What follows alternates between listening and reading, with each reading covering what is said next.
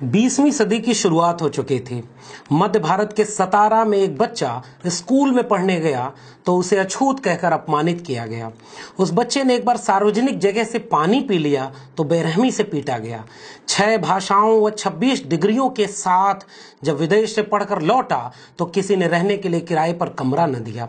जाति छुपाकर रहने की कोशिश की तो अचानक एक दिन जानलेवा हमले के साथ सामान समेत सड़क पर फेंक दिया गया। अफसर के पद पर नौकरी करना शुरू किया तो सवर्ण चपरासी ने पानी देने से मना कर दिया और फाइल फेंक कर पकड़ाया। उसके पास डिग्रियां थीं, काबिलियत थी, मौके थे, जरूरत भी थी, मगर वह न तो विदेश में जाकर बस गया और न उसने नौकरी, पैसा, घर गृहस्थी में अपना जीवन लगा दिया। सब कुछ होते हुए भी वापस उसी समाज के पास लौटा जहां हर कदम पर उसे जाति के नाम पर अपमानित किया गया था। पे बैक टू सोसाइटी को अपना मिशन बनाया। मिशन के चलते पत्नी व बच्चे तक को नहीं बचा सका। घर बिखरता गया और वह बिखरे समाज को जोड़ने की कोशिश करता गया। जीता, हारा, परेशान हुआ, साजिशों का शिकार भी हुआ, मगर न रुका, न थका और न निराश हुआ। मौका मिला तो उसने भारत को एक मुकम्मल राष्ट्र बनाने वाला दस्तावेज लिख डाला।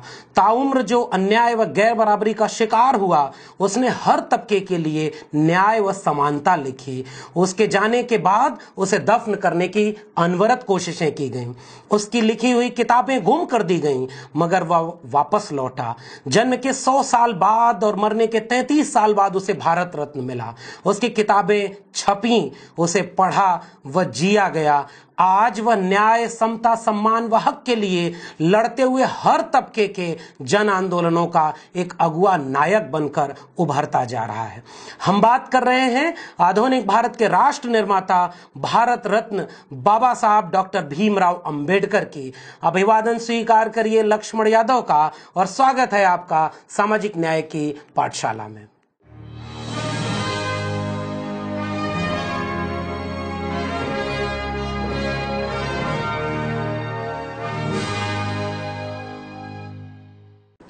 डॉक्टर अंबेडकर, यह नाम सुनते ही आपके जहन में सबसे पहले कौन सी छवि उभरती है?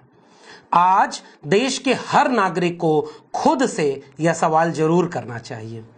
दरअसल एक आम भारतीय नागरिक के कॉमन सेंस में डॉक्टर अंबेडकर साजिशन 2 खांचों में कैद कर दिए गए। सूट बूट पहने, संविधान हाथ में लिए हुए संविधान वेत्ता की छवि, या दलितों का नेता व आरक्षण वाला शख्स? क्या ऐसा ही है? अगर ऐसा ही है तो क्या यह यूं ही है? और ऐसा क्यों है? यह हमारी पीढ़ी के लिए असली सवाल है। गांधी, नेहरू, पटेल, तिलक, लाला लाजपत राय, राजेंद्र प्रसाद तक के बारे में जो आपको पढ़ने, सुनने व जानने को मिला, उसके मुताबिक जरा ये बताइए कि ये किसके नेता थे? जंगे आजादी के नायक और अखिल भारतीय नेता। और डॉक्टर अंबेडकर, उनके विचार, दर्शन और ख्वाब क्या थे? और डॉक्टर अंबेडकर के विचार, दर्शन और ख्वाब क्या थे? ये सोचने वाली बात है। और आज की बातचीत में मैं केवल अंबेडकर की छवियों पर बात करूंगा और 21वीं सदी के युवा अंबेडकर को कैसे जाने। मेरा उनके लिए सवाल है यह सोचने समझने का कि असल में डॉक्टर अंबेडकर कौन थे। सबसे पहले मैं बात करूंगा एक समाज शास्त्रीय डॉक्टर अंबेडकर की। क्रिस्टोफ जेफरले ने अपनी किताब में 3 चरणों में एक समाज शास्त्री अंबेडकर की छवियों को बनाया है। और पहले चरण में 1920 तक संस्कृतिकरण की वैचारिकी से संचालित अंबेडकर को मानते हैं, जिसमें वो हिंदू धर्म में सुधार की गुंजाइश खोजकर उसमें अस्पृश्यों, अछूतों को जगह दिलाने की कोशिश करते हैं। मंदिर प्रवेश आंदोलन और तमाम तरह के आंदोलन करते हैं जिससे कि उस समाज में जगह मिल सके अछूतों को। थॉमस पेन के समतावादी विचारों से ज्योतिबा फूले और डॉक्टर अंबेडकर दोनों प्रभावित होते हैं। महाड़ सत्याग्रह, नासिक आंदोलन, येवला आंदोलन, ये सारे अंबेडकर के पहले चरण के समाजशास्त्री दौर के हैं। समाजशास्त्री अंबेडकर का दूसरा चरण हिंदू धर्म में सुधारवादी सोच को पूरी तरह त्याग कर हिंदू धर्म और उसके सभी सांस्कृतिक प्रतिष्ठानों की तार्किक आलोचना व नकार के साथ देश चलाने वाले सत्ता संस्थानों में अछूतों के लिए शिक्षा व राजनीति में प्रतिनिधित्व का सवाल उठाने से जुड़ता है। यानी अंबेडकर अब मंदिर और तमाम तरह की जगहों में हिंदू धर्म में सुधार की सोच को छोड़कर शिक्षा और सत्ता तक भागीदारी के सवाल तक आने लगे थे। तीसरे चरण में समाजशास्त्री अंबेडकर हिंदू धर्म को छोड़कर किसी और धर्म में चले जाने को स्वीकार करते हैं। यहां एक बात सोचने की है, उसी दौर का जब इतिहास लिखा गया तो गोविंद सदाशिव घुर्ये उनको जाति पर काम करने वाला पहला मानव शास्त्री कह दिया गया, जबकि उनका काम 1932 का है और अंबेडकर 1920 से ही जाति के खिलाफ लिखना शुरू कर चुके थे। Caste in India and their mechanism, genesis and development, यह लेख 1917 का है और एनिहिलेशन ऑफ कास्ट 1936 की। एक समाजशास्त्री अंबेडकर को पहला समाजशास्त्री माना जाने की बजाय एमएस श्रीनिवास और लुई ड्यूमा जैसे समाजशास्त्रियों को, मानव शास्त्रियों को आगे तवज्जो दी गई और डॉक्टर अंबेडकर को खारिज किया गया या दोयम दर्जे का समाजशास्त्री माना गया। जबकि डॉक्टर अंबेडकर लगातार कहते हैं कि जाति एक क्लोज्ड ग्रुप है, यह ग्रेडेड इनइक्वालिटी में है, परतबद्ध असमानता जिसमें ऊपर की ओर घृणा और नीचे की ओर अपमान भरा हुआ है। धर्म और शास्त्रों से वैधता इसे मिलती है, नीची जातियों पर आरोपित किया जाता है। इन सभी चरणों में क्रमशः जो एक बात उत्तरोत्तर परिष्कृत व संवर्धित होती जा रही थी वह हिंदू धर्म की तार्किक आलोचना और जाति का सवाल थी। क्या आपको एक समाजशास्त्री डॉक्टर अंबेडकर से परिचय कराया गया? यह मेरा पहला सवाल है। दूसरा सवाल होगा राजनीतिक चिंतक डॉक्टर अंबेडकर से जुड़ा हुआ। डॉक्टर अंबेडकर एक राजनीतिक चिंतक भी थे।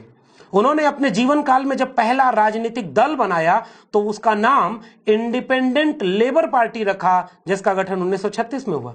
शेड्यूल कास्ट फेडरेशन 1942, स्वतंत्र मजदूर दल 1937, रिपब्लिकन पार्टी ऑफ इंडिया 1956।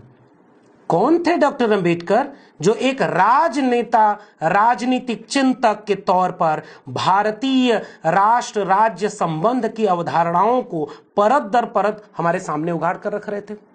नागरिक बोध क्या होना चाहिए, सार्वभौमिक मताधिकार कैसे होना चाहिए, राज्य में गांव, शहर, इन सब को लेकर के जो बारीक समाजशास्त्रीय व राजनीतिक चिंतन था वो डॉक्टर अंबेडकर के पास था। लेकिन क्या राजनीतिक चिंतक के तौर पर डॉक्टर अंबेडकर की छवि को आपके सामने पेश होने दिया गया? तीसरा पहलू आता है आर्थिक चिंतक डॉक्टर अंबेडकर का। डॉक्टर अंबेडकर ने 1921 में the problem of the rupee यानी रुपए की समस्या नाम से लेख लिखा। The evolution of provincial finance in British India, यानी ब्रिटिश भारत में प्रांतीय वित्त का विकास, यह लेख 1927 में लिखा। इस लेख के ही आधार पर 1927 में लिखे इस लेख के आधार पर आजाद भारत का वित्त आयोग बनाया गया। लेकिन क्या आपको एक अर्थशास्त्री डॉक्टर अंबेडकर से परिचित होने दिया गया?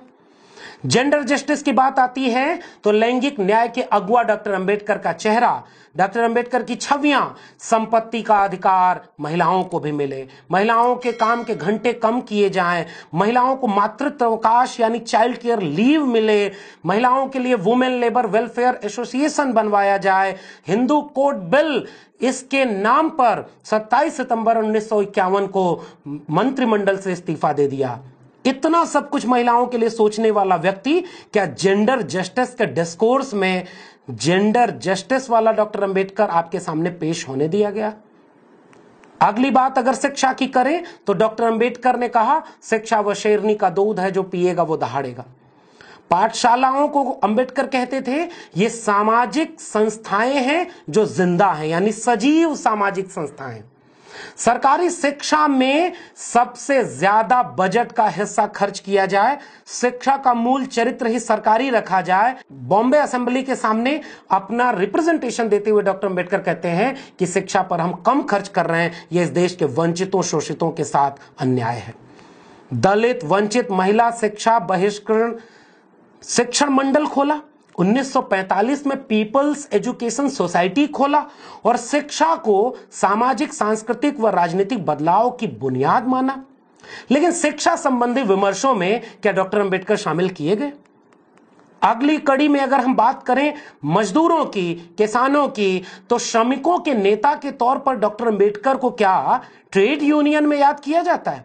काम के घंटे घटाकर 8 घंटे करने हो, मानवीय सुविधाओं और गरिमा के साथ एक मजदूर को काम करने का मौका मिले, इसका सवाल उठाना हो, वेतन भत्ता, ग्रेड पे, ग्रेचुइटी, तमाम मसलों पर मजदूरों को हक दिलाना हो, लेबर प्रोटेक्शन एक्ट की बात हो या लेबर वेलफेयर एसोसिएशन की बात हो, एम्प्लॉयमेंट एक्सचेंज की बात हो या सैद्धांतिक तौर पर इस विमर्श को खड़ा करना हो कि भारत में श्रम का ही नहीं श्रमिकों का भी विभाजन है, क्या डॉक्टर अंबेडकर श्रमिकों के अगुआ दार्शनिक चिंतक के बतौर आपको जानने दिया गया?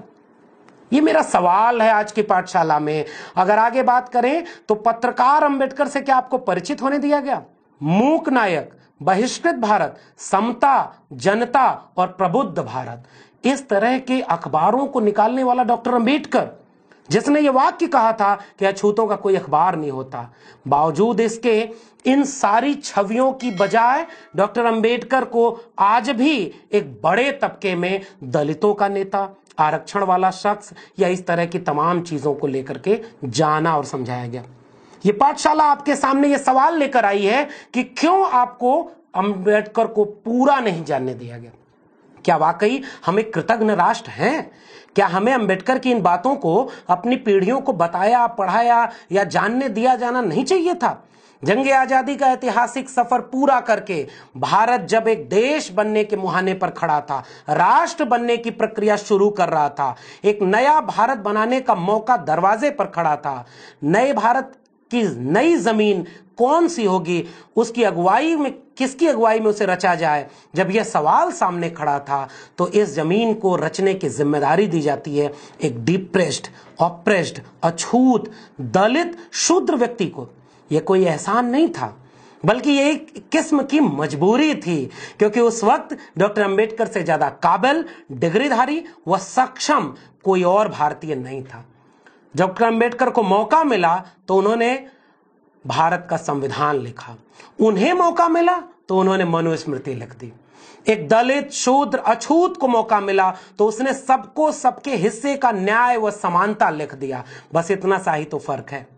आज डॉक्टर अंबेडकर होते तो संवैधानिक पंथ निरपेक्ष राज्य के विनाश होता देख और हिंदू राष्ट्र बनाने की कोशिशों को अपने सामने घटता हुआ देखकर अपनी किताब पाकिस्तान और द पार्टीशन ऑफ इंडिया के इस वाकये को और कड़े वाक्यों में लिखते कि अगर हिंदू राष्ट्र हकीकत बनता है तब वो इस मुल्क के लिए सबसे बड़ा अभिशाप होगा।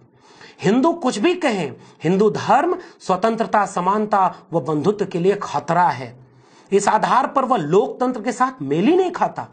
हिंदू राज को किसी भी कीमत पर रोका जाना चाहिए, क्योंकि हिंदू जीवन संहिता पूरी तरह स्वतंत्रता, समता व बंधुत्व का विरोधी है। आज डॉक्टर अंबेडकर होते तो समझाते कि हिंदू राष्ट्र केवल मुसलमानों का विरोधी नहीं है, वह हिंदुओं के लिए ज्यादा खतरनाक है। हिंदू राष्ट्र दलितों, आदिवासियों, पिछड़ों और महिलाओं के खिलाफ है। जातिवादी असमानता हिंदुत्व का प्राण तत्व है। हिंदुत्व और लोकतंत्र दो विरोधी छोर हैं। महात्मा गांधी द्वारा दलितों को हिंदू धर्म में वापस लाने के प्रयासों के जवाब में अंबेडकर ने कहा था, कड़वी चीज मीठी बनाई जा सकती है, लेकिन जहर का स्वाद नहीं बदला जा सकता। आज डॉक्टर अंबेडकर होते तो अंतरजातीय विवाह अनिवार्य बनाते, रोटी बेटी के संबंध को अनिवार्य बनाते, धार्मिक व सांस्कृतिक हेजमनी को ध्वस्त करते, ग्रेडेड इनइक्वालिटी को मिटाते और जाति के विनाश को इस देश का सबसे प्रथम मकसद बनाते हुए हर पब्लिक सेक्टर में, बैंक में, प्रोफेसरी में, जज में, मीडिया में, देश चलाने वाले हर संस्थान में हर एक तबके की नुमाइंदगी के लिए लड़ते।